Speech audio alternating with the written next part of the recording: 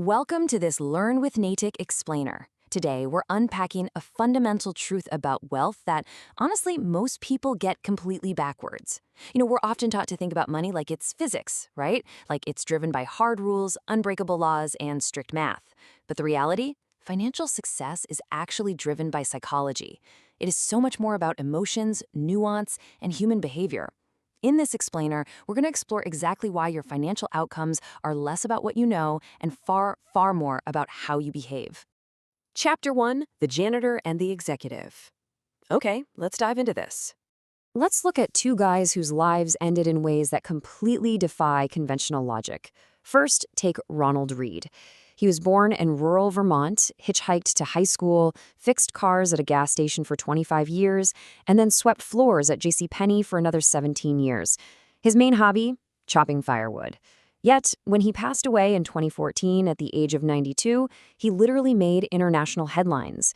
Out of the nearly 3 million Americans who died that year, fewer than 4,000 had a net worth over $8 million. And Ronald Read was one of them. He quietly left $2 million to his stepkids and a whopping $6 million to his local hospital and library. Now, there was no secret lottery win here, no massive inheritance. He just saved what he could, invested in steady blue-chip stocks, and just waited for decades. Then there's Richard Foscone. He was absolutely everything Read was not. A Harvard-educated Merrill Lynch executive with an MBA. The guy was incredibly successful, making a 40 under 40 list, and he even retired in his 40s. But then, the 2008 financial crisis hit. He was highly leveraged with debt, and just 5 months before Ronald Read left his massive fortune to charity, Foscone's Greenwich mansion was sold in a foreclosure auction for 75% less than its estimated value. I mean, this was a house where guests literally danced over a see-through covering on an indoor swimming pool. And Foscone went bankrupt. Read was patient, Foscone was greedy. And incredibly, that is all it took to completely eclipse a massive gap in education and experience. Moving on to Chapter 2, Finance is a Soft Skill. This whole story brings up a genuinely fascinating question. In what other industry does someone with absolutely no degree and no formal training massively outperform the absolute best educated people in the field? Think about it. You just don't see this happen anywhere else. It is impossible to imagine a story about Ronald Read, the janitor, stepping into an operating room and performing a heart transplant better than a Harvard-trained surgeon. Or, designing a skyscraper better than the world's top architects. You are never going to hear a story about a gas station attendant outperforming elite nuclear engineers. But in investing, these stories actually happen. And the reason a janitor can outperform a bankrupt executive is actually pretty simple. Financial success is just not a hard science. It's a soft skill. We have to completely shift the paradigm away from hard math and realize that how you behave is significantly more important than what you technically know. We call this essential soft skill, the psychology of money. Chapter 3, The Tiny Percentage Rule. Look at this number, 0.0000001%. It's practically microscopic. But this number represents the tiny, incredibly specific fraction of global financial history that makes up your own personal experience. We all naturally walk around thinking we know exactly how the world works, but the truth is, we've only experienced a tiny, invisible sliver of it. But now I want you to immediately contrast that tiny fraction with this number, 80%. Because that minuscule sliver of personal experience you've actually lived through, it ends up dictating roughly 80% of how you think the world works. Your unique first-hand experience is just wildly more compelling to you than any statistic you could ever learn secondhand. And this brilliantly illustrates why two equally smart people can completely disagree on money. For example, a stockbroker who actually survived the Great Depression experienced a reality that a tech worker, basking in the glory of the late 1990s boom, simply cannot fathom. Or take an Australian who hasn't seen a real recession in 30 years, they are going to view financial risk entirely differently than an American would. We all go through life heavily anchored to a set of views based entirely on our specific slice of history. So what seems completely crazy to you might actually make perfect sense to me. Chapter 4, The Lottery Ticket Logic.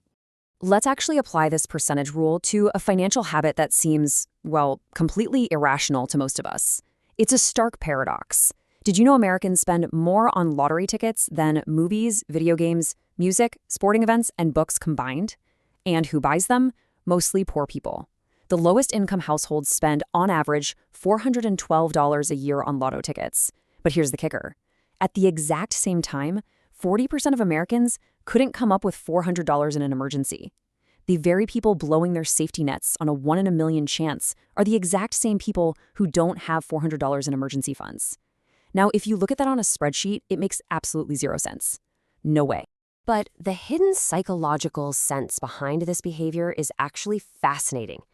If we step out of our own cozy experiences for a second and try to grasp the subconscious reasoning of low-income buyers, it sounds a bit like this. We live paycheck to paycheck.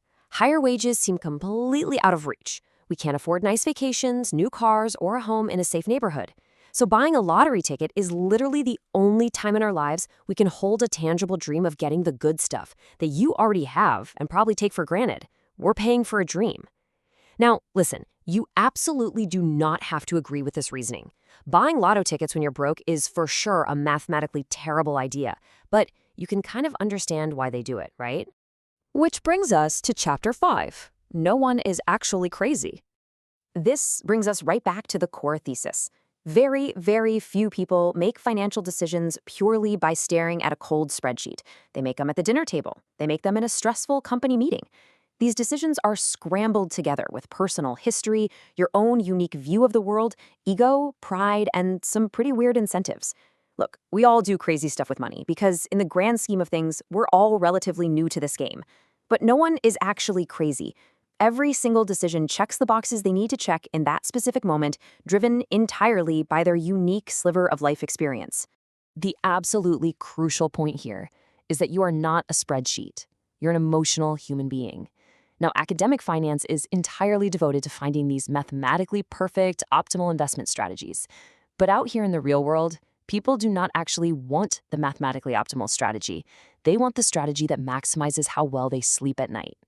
Aiming to be mostly reasonable works significantly better than trying to be coldly rational. Even Harry Markowitz, the guy who literally won the Nobel Prize for exploring the mathematical trade-off between risk and return, he admitted that his own personal investment strategy in the 1950s was just designed to minimize his future regrets, not to perfectly optimize his math. So I want to leave you with this final provocative thought. We all look at the world through this tiny little keyhole of our own experiences. You have completely unique beliefs about risk, about savings, and about what money's actually for. But are those beliefs universal truths? Or are they just a byproduct of the tiny, random 0.000000001% of history you happen to have lived through? Really think about that the next time you find yourself judging someone else's financial choices, or even your own. Thank you so much for joining this Learn with Nitique explainer, and keep questioning what you think you know.